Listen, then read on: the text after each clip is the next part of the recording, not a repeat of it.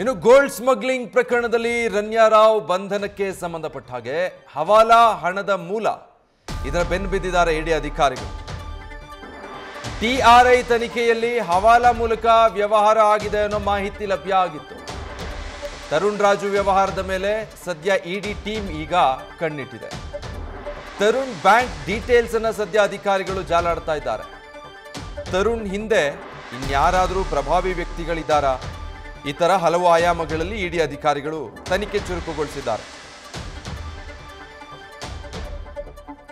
Details ಕೊಡ್ತಾರೆ ನಮ್ಮ ಪ್ರತಿನಿಧಿ ಪ್ರಜ್ವಲ್, ಲೈವ್ ನಲ್ಲಿ ಜಾಯ್ನ್ ಆಗ್ತಾ ಇದ್ದಾರೆ. ಪ್ರಜ್ವಲ್, ಈಗ ಗೋಲ್ಡ್ ಸ್ಮಗ್ಲಿಂಗ್ ಕೇಸ್ನಲ್ಲಿ ಹವಾಲಾ ವಾಸನೆ ಬರ್ತಿದ್ದ ಹಾಗೆ ಇಡಿ ಇನ್ನಷ್ಟು ಅಲರ್ಟ್ ಆಗಿರೋದು. ಜಾರಿ ನಿರ್ದೇಶನಾಲಯದ ತನಿಖೆ ಯಾವ ಆಯಾಮದಲ್ಲಿ ಸಾಗ್ತಾ ಇದೆ? ವಿಜಯ್, ಅಕ್ರಮ ಚಿನ್ನ ಸಾಗಾಟ ಪ್ರಕರಣಕ್ಕೆ ಸಂಬಂಧಪಟ್ಟಂತೆ ಇಡಿ ಅಧಿಕಾರಿಗಳು ಕೂಡ ಈಗ ತನಿಖೆಯನ್ನು ಚುರುಕುಗೊಳಿಸಿದ್ದಾರೆ. ಅದರಲ್ಲೂ ಕೂಡ ಮುಖ್ಯವಾಗಿ ಇಡಿ ಅಧಿಕಾರಿಗಳು ಯಾವುದೇ ಒಂದು ಪ್ರಕರಣವನ್ನು ತನಿಖೆಗೆ ಕೈಗೆತ್ತಿಕೊಂಡ್ರು ಅಂತ ಹೇಳಿದ್ರೆ ಅದರಲ್ಲಿ ಹವಾಲಾಕ್ಕೆ ಸಂಬಂಧಪಟ್ಟಂತೆ ಅವ್ರು ಯಾವ ರೀತಿಯಲ್ಲಿ ಹಣಕಾಸಿನ ವ್ಯವಹಾರವನ್ನು ನಡೆಸಿರಬಹುದು ಅನ್ನೋದ್ರ ಬಗ್ಗೆ ಇಲ್ಲಿ ತನಿಖೆಯನ್ನು ಮಾಡ್ತಾ ಹೋಗ್ತಾರೆ. ಈಗ ತರುಣ್ ರಾಜು ಏನಿದ್ದಾರೆ, ತರುಣ್ ರಾಜು ಅವರ ಒಂದು ಅಕೌಂಟ್ ಡೀಟೇಲ್ಸ್ ಅನ್ನ ಪಡೆದು ತನಿಖೆಯನ್ನು ಮಾಡುವಂತಹ ಒಂದು ಕೆಲಸವನ್ನ ಇಡಿ ಅಧಿಕಾರಿಗಳು ಮಾಡ್ತಾ ಇರುವಂಥದ್ದು. ಅಂದ್ರೆ ಇವರ ಅಕೌಂಟ್ ಸಂಪೂರ್ಣ ಡೀಟೇಲ್ಸ್ ಅನ್ನ ಪಡಿತಾ ಇದ್ದಾರೆ. ಇವರೊಂದಿಗೆ ಯಾರು ಅತಿ ಹೆಚ್ಚಿನ ವಹಿವಾಟನ್ನ ನಡೆಸಿದ್ದಾರೆ ಅನ್ನೋದ್ರ ಬಗ್ಗೆ ಕೂಡ ಮಾಹಿತಿಯನ್ನು ಕಲೆ ಹಾಕ್ತಾ ಇದ್ದಾರೆ. ಅಂದ್ರೆ ಇಲ್ಲಿ ಅತಿ ಹೆಚ್ಚಿನ ವ್ಯವಹಾರವನ್ನು ಮಾಡಿದಂಥವರ ಬಗ್ಗೆಯೂ ಕೂಡ ನಿಗಾ ಇಡಲಾಗುತ್ತೆ.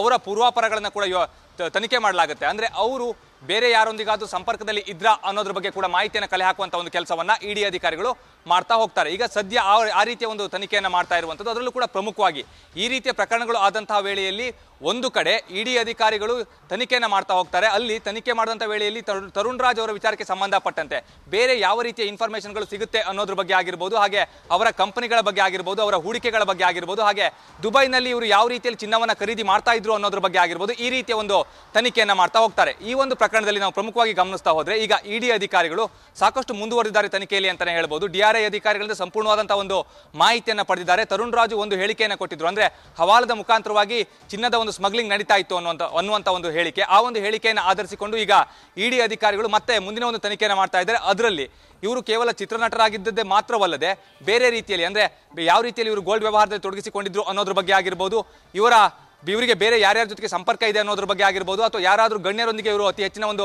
ಒಡನಾಟವನ್ನು ಹೊಂದಿದ್ರ ಅನ್ನೋದ್ರ ಬಗ್ಗೆ ಆಗಿರ್ಬೋದು, ಹಾಗೆ ಗೋಲ್ಡ್ ಜ್ಯುವೆಲರಿ ಶಾಪ್ಗಳೇನಿರ್ತವೆ ಅದರೊಂದಿಗೆ ಎಲ್ಲಾದರೂ ಇವರು ಸಂಪರ್ಕವನ್ನು ಹೊಂದಿದ್ರ ಅನ್ನೋದ್ರ ಬಗ್ಗೆ ಆಗಿರ್ಬೋದು, ಇವೆಲ್ಲದರ ಬಗ್ಗೆ ಕೂಡ ಇಲ್ಲಿ ತನಿಖೆ ಮಾಡುವಂತ ಒಂದು ಕೆಲಸವನ್ನ ಇಡಿ ಅಧಿಕಾರಿಗಳು ಮಾಡ್ತಾ ಇರುವಂತದ್ದು. ವಿಜಯ್, ನ್ಯೂಸ್ ಫಸ್ಟ್ ನಿರ್ಭೀತಿಯಿಂದ ನಿಮ್ಮ ಪರವಾಗಿ.